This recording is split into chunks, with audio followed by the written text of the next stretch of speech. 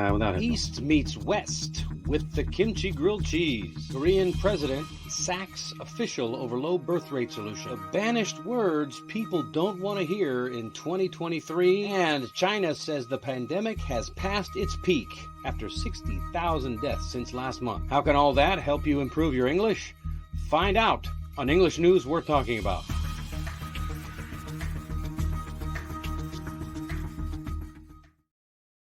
Hello there. It's wonderful to have you with me for English News Worth Talking About. My name is Dennis Wilborn, and I'm the founder of All About English. I'm a business owner, an English tutor, a former sailor who's passionate about supporting people and helping them learn English and improve their speaking abilities. So you have come to the right place if you're looking for a place that's fun and interesting to keep up with current events in English. And I cover some of the most fascinating and important news topics that are happening around the world, particularly in Asia, every Monday and Friday. For now, maybe we'll do more often after this. I will provide you with summaries of the stories, as well as vocabulary, idioms, and expressions that might help you become fluent in English. And to promote participation and discussion, I'll also pose challenging questions. So grab a coffee, settle in, and let's get started, shall we? And today is Monday, November. No, November. It's Monday, January. Wow, I'm stuck in the past over here. It's Monday, January 16th. And I've got some interesting news to share today and every day. Please, I would love to know your thoughts about the new format of the show, which we launched last Friday. Instead of concentrating on just one subject or article, I'm currently now covering a number of them and talking about current events in general. So let's start with our section on culture. Today, we have a fascinating piece on putting kimchi on grilled cheese sandwiches from VOA News. I'll be pointing out vocabulary words and idioms as we go through the articles to help you practice your English. So let's see what it's all about. Try kimchi on a grilled cheese sandwich. Try kimchi on a grilled cheese. Look at that beautiful sandwich. It's delicious, delicious looking, right? So what's this all about? Kimchi. This article shows you not only, beautiful pictures. It shows you, look at that beautiful, speaking of, grilled cheese sandwich. This is a great video that I picked up on YouTube. So this article shows you how you can bring food and how food can bring different cultures together. And it can be a great way to learn a language too. So kimchi is from Korea, which I happen to live. I've been here in Korea for almost 10 years, and I love making a grilled cheese sandwich, classic American grilled cheese sandwich with a little bit of kimchi, just like she's doing on the video there. Chop that up fine, melt that cheese, put those together. It really makes the flavors pop. And if you don't believe that kimchi can be a good match with cheese, don't think this is the first time that it's ever been done, because even though it may sound strange, back in the Korean War, there was a dish invented called budae-jjigae, or army-based stew, which was basically a hot pot of everything that they could find from the American army bases: hot dogs, baked beans, noodles, kimchi, and believe it or not, American cheese. Personally, I love budae-jjigae just as much as I love a grilled kimchi and cheese sandwich. Ooh, it's delicious. Delicious. All right. Let's move on to our next. Actually, let's talk about some vocabulary first. So here's an idiom for you: bridge the gap. To bring things together, in this case, culture and flavors. Adding kimchi to a Western dish really bridges the gap between East and West.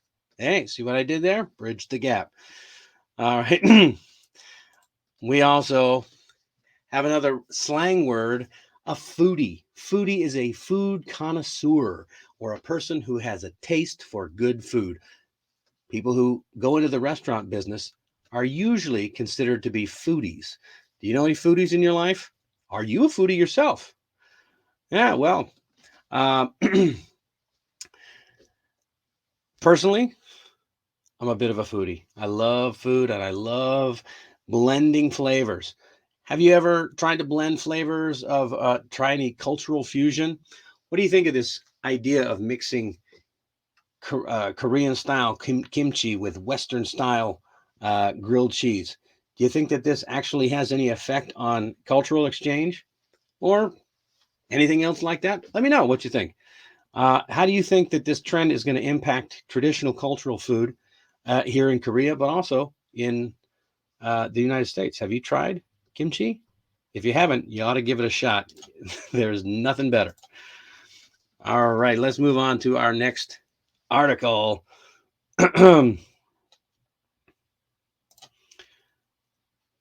And that is, oh, got to share the screen with you. Oh, here we go. Yoon Sachs, Vice Chair of Presidential Committee on Low Birth Rates. This is a very interesting article from in politics here. This is Korean politics, and Yoon is the president of Korea currently. So let's talk about Korean politics and the low birth rate. In this article, we have a discussion. I highly recommend that you pick up this article and check it out. We have a discussion in this article about the low birth rate, about how the current the president has kicked the vice chair of the presidential committee off of the committee. He basically asked for her resignation. She resigned on Facebook and then in person. And why? Why did they ask her to resign, or why did he can her from the job? Well, it has a lot to do with politics, but also it has to do with the low birth rate. And if you don't know, this low birth rate problem is something that's happening here in Korea. It's happening in Japan. It's happening in Taiwan. It's happening in China and many other developed countries. So she proposed a plan, and it's mentioned in this article. I highly recommend it. She proposed a plan that would pay newlywed couples, or not pay them, but give them an opportunity to take out a loan to get started with their life. And then, as they had more children, that would slowly be removed. So after their first child, I believe it was lower the interest rate to make it an interest-free loan. After their second child, the loan would be cut in half. And after the third child, I believe that the loan would be fully forgiven. What do you think? I mean, there's a lot of different plans out there. A lot of people have tried different things. What are your options? What do you think would be a good idea for solving the low birth rate problem? Because it is a problem. It's a big deal. And I'm curious what you would do. How would you tackle the problem of the low birth rate? Tackle a problem. There's an idiomatic phrase for you right there. To address an issue. Okay? You have a problem, you need to tackle it. We also might say nip something in the bud. How do you nip this problem in the bud? Bud like a little flower. Nip. Just take that right off. Take that problem off before it becomes a full-blown problem. So we have to tackle the low birth rate problem before it gets any worse. Personally, I'm afraid it may be almost too late as it is. But who knows? Maybe I'm wrong. And hopefully I am wrong. I mean, I really do hope that I am wrong about that one, because it would be nice to be wrong. Very nice. So let's jump into our next story. This is a little bit more fun. It's kind of on the lighthearted side today. We have this article from engu.com, Engu Daily News. It's about the words that people don't want to hear in 2023. And it's fun. It's lighthearted. It highlights some of the words that have been overused and they've become annoying, right? They're like, we're kind of sick and tired of these words that people use. This actually comes from a university in Michigan, which does a banished word list every year. That's Lake Superior State University. They've been doing this since the 1970s. And It's a lot of fun, I guess. They take a poll around the world of what words you would like to banish uh, in the coming year. So the number one word was, believe it or not, goat. That's right, goat. So I highly recommend, if you're looking for a good laugh, do you want to see what's funny about that? Check out that article. All the links for all of these articles will be in the description, and I'll also put them in the comments. So please check out these links. Leave your own comments. Let me know what you think. Are there any words that you find annoying, or that are perhaps worn out? Maybe a few worn out phrases. That's a word or a phrase that's become overused. You can also use beaten to death. I really kind of like that. Oh, that phrase is beaten to death, overused, or hackneyed, or sometimes you might say, "Oh, that is so cliche." Yeah, it's such a cliche. Please, please stop calling me goat. It's such a worn out phrase, really. I get so tired of hearing people call me GOAT, the greatest of all time. Here's the top 10 banished words for 2023. Number one was GOAT. Two, inflection point. Not sure why that's a banished word, but I don't know. Maybe people are starting to use that a lot. Things are changing direction quite often. Um, Quiet quitting. I've done a few stories about quiet quitting, both here and on my brother and I's channel. Um, Another one is gaslighting. I did a story about the words of the year. Gaslighting was the word of the year last year.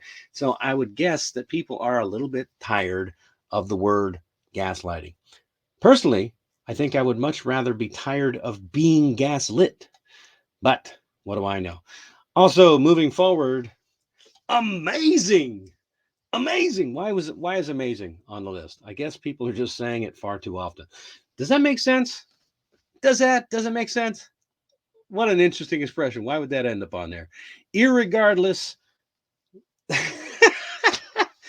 you tell me what you think. Why do you think irregardless is on the list?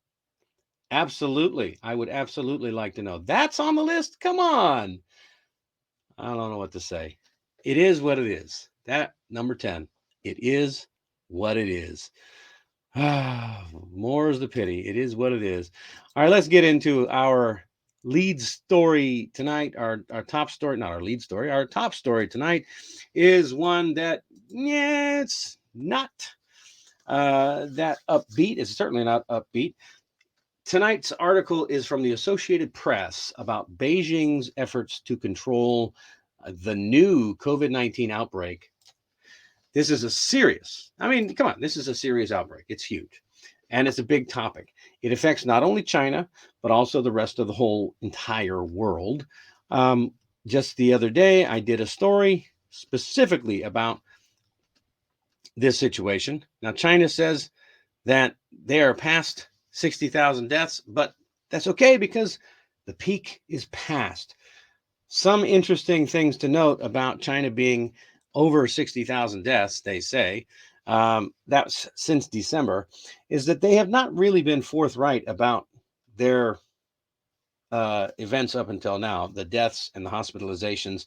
Some outside sources have been saying, now there's some blurred body bags there, some outside sources have been saying that there could be as many as 1.7 million deaths by the end of April, and that they're estimating 20,000 deaths a day. That's from the British health analytics firm Affinity.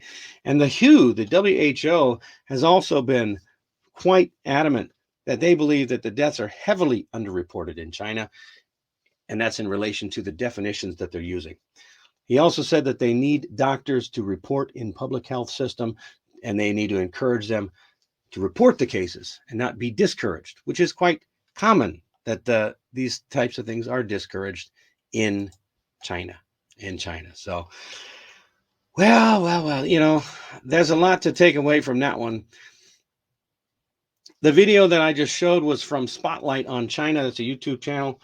They also, I mean, they report quite frequently. There's some studies that have said that 900 million Chinese have been infected with COVID. That's a huge, huge number.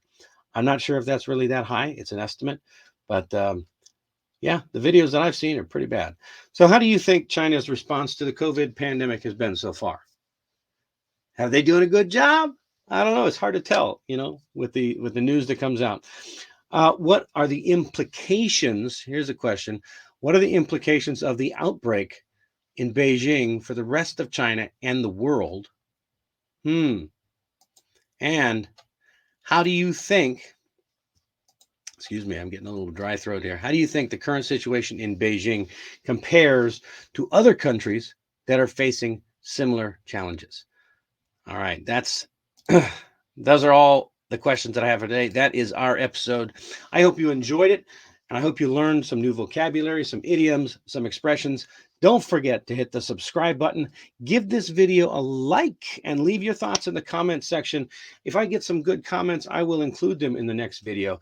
And if you really want to show me some support, help me fill up my coffee. It's a giant coffee mug by buying me a coffee at the link in the description. I will see you next time on English News Worth Talking About. Hey, thank you for watching. And don't forget your homework. Share this program with a friend and hit the subscribe button.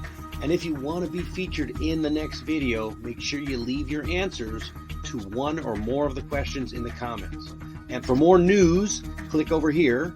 And if you want talking tips, click over here. And always remember to stay curious and question everything. Thanks for watching and have a great day.